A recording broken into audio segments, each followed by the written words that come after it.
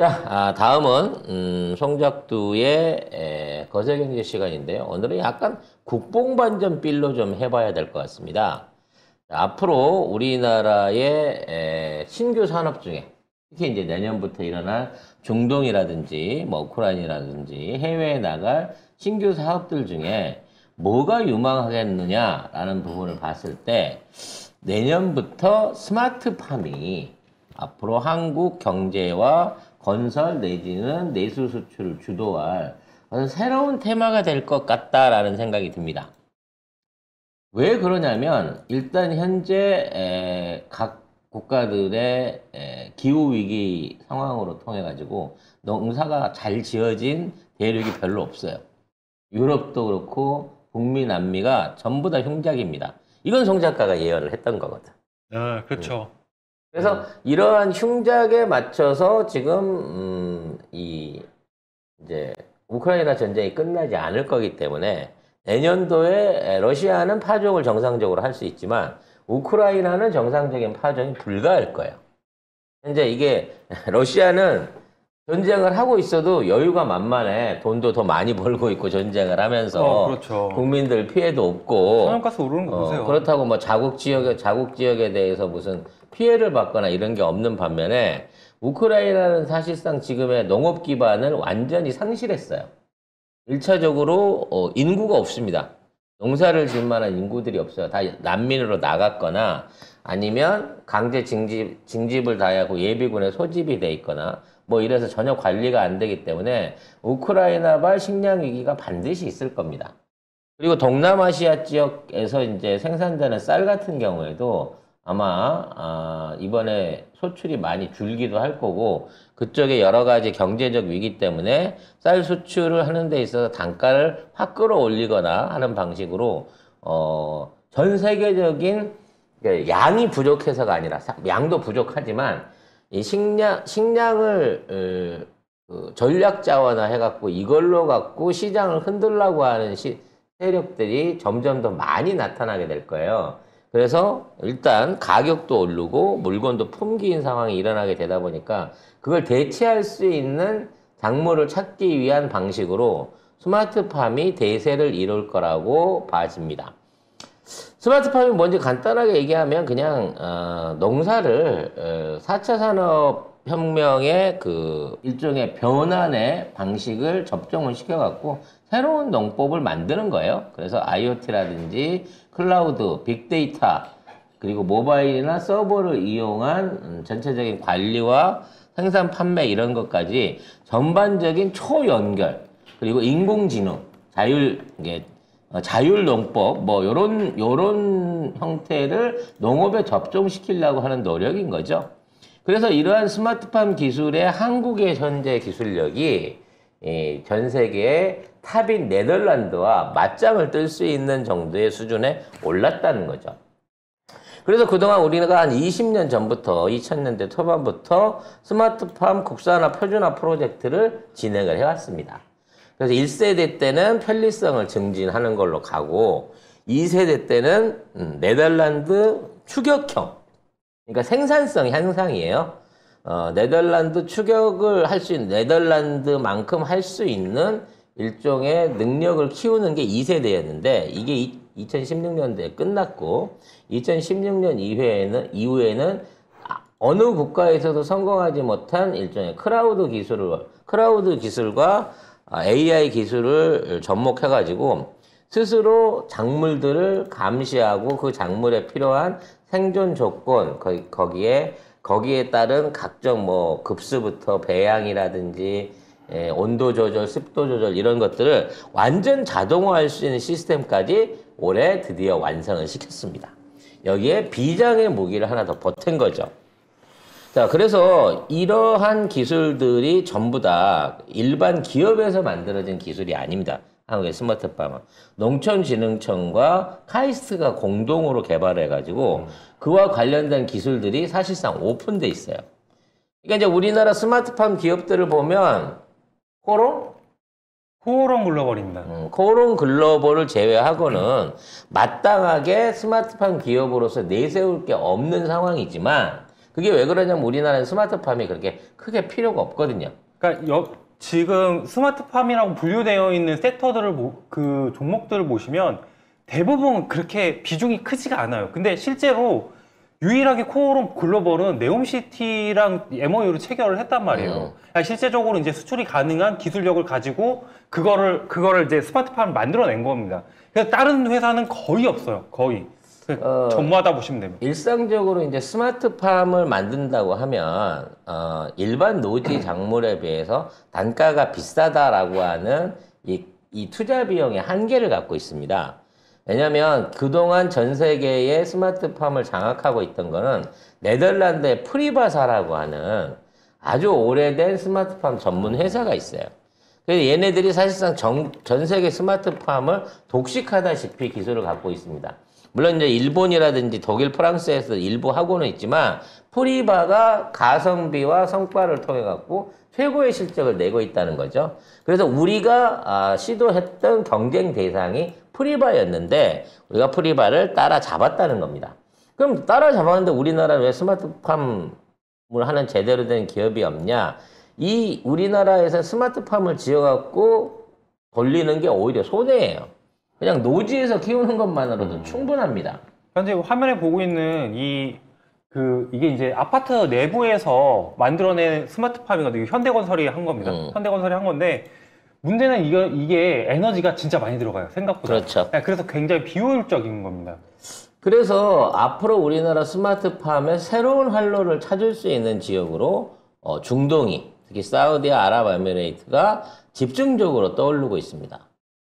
왜냐면 일단 그쪽 나라는 농사를 지어야 되는 게 국정 과제예요. 근데 그걸 갖다가 무리하게 돈을 처발라서 농사를 짓다 보니까 지하수 뽑아갖고 사막 더위에다 뿌리고 유리농원 지어놓고 안에다 난로를 떼는 게 아니라 에어컨을 떼갖고 식물을 키워야 되는 상황이 생긴 거란 말이죠. 그러니까는 식물을 키워놓으면 국제시장 가격의 10배 이상의 생산 원가가 드는데 그걸 국가가 사들여가지고 다시 5배나 10배 이하로 가격을 떨어뜨려갖고 보상해서 이걸 파는 거예요. 그러니까 사실은 할 필요가 없는 거야. 수입해서 사먹는 게 훨씬 쓰거든. 근데 이거를 극복할 수 있는 기술을 한국에 개발해냈다는 거죠. 첫 번째는 기존에 있는 전 세계 스마트팜들은 전부 다 유리 농장을 기본으로 프레임을 씁니다. 근데 우리나라는 뭘 쓰죠? 비닐을 쓴다는 거죠. 그래서 우리나라에서 차단 비닐과 이거를 이용한 지붕, 온도 개폐, 그리고 보온을 위해서 3중으로 비닐을 치고 그 위에다 차광을 할 수 있는 차광막을 씌워가지고 온도 조절이라든지 광량 조절을 함과 동시에 그 다음에 비닐 하우스 사이에다 물을 뿌려갖고 온도를 자체적으로 조절할 수 있는 능력까지 여러 가지 한국식 농법들을 많이 개발을 했어요. 근데 이런 개발들을 통해 가지고 해결을 못 하던 게 결국은 비닐에 대한 내구성 그리고 이제 환경 문제 이런 것들 때문에 사람들이 이거를 원하지 않았다는 거죠. 근데 우리나라 농업 카이스트에서 엄청난 발명품을 만들어냈습니다, 작년에. 그게 뭐냐면 선택적 광투가 스마트팜 태양전지예요. 말이 좀 어려운데 쉽게 말하면 태양빛을 받아가지고 작물을 키우기 위한 태양광은 그대로 투과를 시켜서 쓰고 남아있는 작물한테 도움이 안 되는 나머지 태양광들을 모아서 발전을 하는 거예요. 그게 기존에 있는 그 유리 온실은 투광이 돼야 되기 때문에 태양전지를 씌울 수가 없었어요. 광선이 안 들어오니까 기존 실리콘 태양전지는. 근데 이걸 쓰면 유리벽을 세우면 거기에서 전기도 만들어지고 태양광도 작물에 쏘여줄 수 있는 이런 놀라운 제품을 판넬을 만들어냈다는 겁니다. 우리나라가. 카이스트 청정신기술연구본부 민병권 본부장님 많이 칭찬드립니다. 그래서 이 기술을 통해 가지고 스마트팜을 지으면 스마트팜에 들어가는 에너지 문제를 해결하면서 광량을 자유롭게 조절할 수 있는 이중의 역할들을 두 가지의 기능을 동시에 수행할 수 있다는 거고요. 만일 이 효용성이 밝혀지게 되면 네옴시트에 깔아야 되는 그 벽 있잖아요. 이걸로 다 바뀝니다. 태양 170km에 500m가 양쪽이야. 그럼 1000m거든? 1000m 곱하기 170km가 이 패널로 바뀔 수도 있다는 거죠. 어느 회사요? 네. 근데 이게 카이스트에 있는 거야. 이거 분명히 이제 한화가 기술 라이센스라든 기술 이전을 받겠죠. 기술 이전을 받든 우리나라 기업이 이걸 받게 되면 이걸로 해갖고 떼돈을 벌 수 있는 또 하나의 큰 사업이 된다는 겁니다. 그래서 이게 이제 있는 거고요. 이러한 그 스마트팜을 하는 데 있어서 우리나라 사람들이 잘하고 있는 게 작물 자체 성장 정보에 맞춰가지고 거기에서 실시간으로 그거를 받아들여갖고 클라우드에 모은 다음에 이걸 AI가 판단해갖고 바로바로 작물의 상태에 맞춘 그 적용법, 그러니까 배양법, 이거를 키우는 방법을 바로바로 변화시킬 수 있는 시스템을 처음으로 만들어낸 거예요. 그러니까 일반적으로 스마트팜을 실어 놓으면 이 스마트팜으로 작물을 길러보면서 환경이 다르잖아. 네덜란드에서 하던 방식이 사우디에서 안 통한단 말이야. 그럼 사우디에서 통하는 방법을 찾기 위해 어느 정도의 실패를 자연스럽게 이게 감안을 해야 되는 부분이 있단 말이죠. 근데 우리는 각 하우스와 그 현상에 맞춰가지고, 그리고 키우고 있는 작물의 영향력에 맞춰가지고, 그에 대한 모니터링을 실시간 할 수 있게끔 만든 거예요. 그리고 또 하나의 특별한 그 기능이, 일종의 이제 테스트 박스를 같이 만든 거예요. 그러니까 일반적으로 우리가 검사를 한다 그러면 온도나 습도나 뭐 채광량이나 이런 거밖에 모르기 때문에 실질적으로 그게 식물에 어떠한 영향을 미치는지를 알기 위해서는 사실상 식물을 키워봐야 하는 거 아니야? 근데 여기는 똑같은 환경 속에다가 그 식물을 직접 키우면서 그거를 실시간 감시할 수 있는 일종의 소형 모형을 만들어서 같이 돌린 거예요. 그래서 거기에서 정보를 추가로 뽑아낸 겁니다. 그래서 이 작물의 상태가 이게 물의 양이나 광선의 양을 통해서 이 생물의 상태가 변화하는 것을 보고 그에 따른 즉각적인 대처를 할 수 있는 AI가 구현되도록 만들었다는 거죠. 그러니까 작물의 상태를 사람이 확인할 필요가 없게 만든 거예요.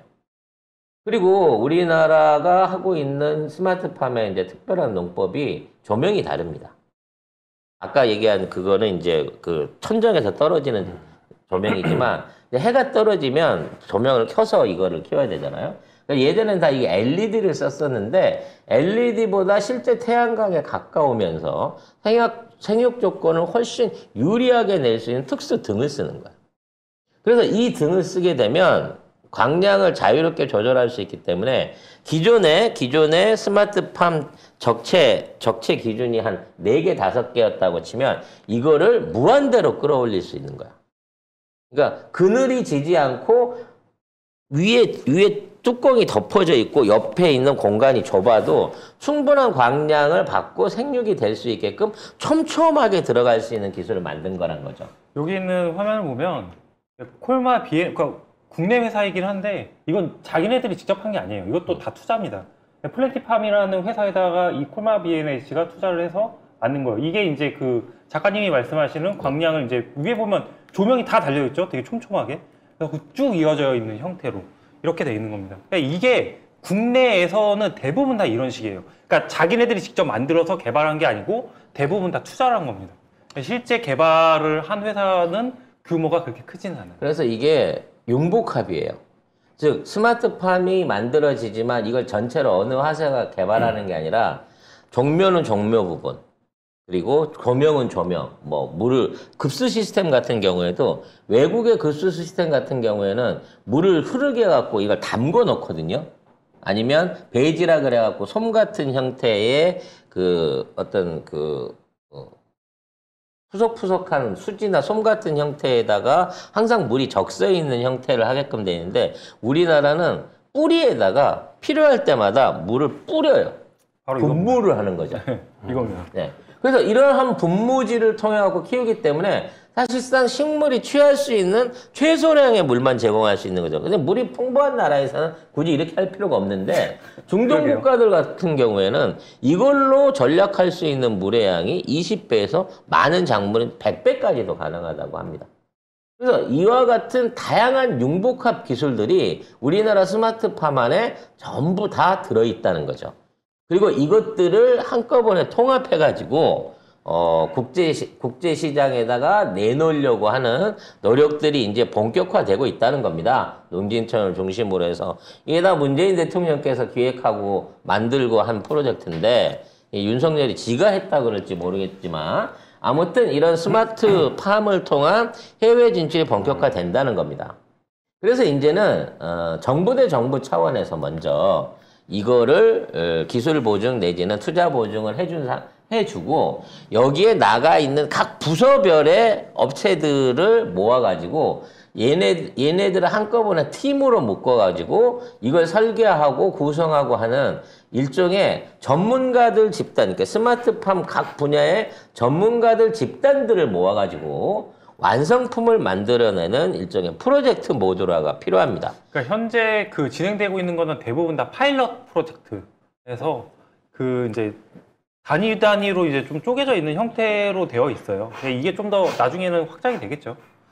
그리고 이러한 데이터를 바탕으로 생육 조건에 맞는 데이터들을 꾸준하게 누적을 시키고 그리고 유전자적으로 이러한 이 식물들을 교배를 통한 이제 종자 개량 내지는 약효를 위한 뭐 인삼이라든지 어떤 약풀 같은 걸 키울 때는 그러한 성분들이 최대한 능축될 수 있는 조건 이런 것들까지 체크를 해가지고 작물의 품질 자체를 높일 수 있는 수준까지도 현재 우리나라 스마트팜들이 기술 개발을 해놓고 있는 상황이라는 거예요. 근데 이걸 하려면 대한민국에 세워갖고는 승부가 안 나고 사우디나 아랍에미레이트에 세우면 엄청난 실효 효과를 거둘 수 있다는 거죠.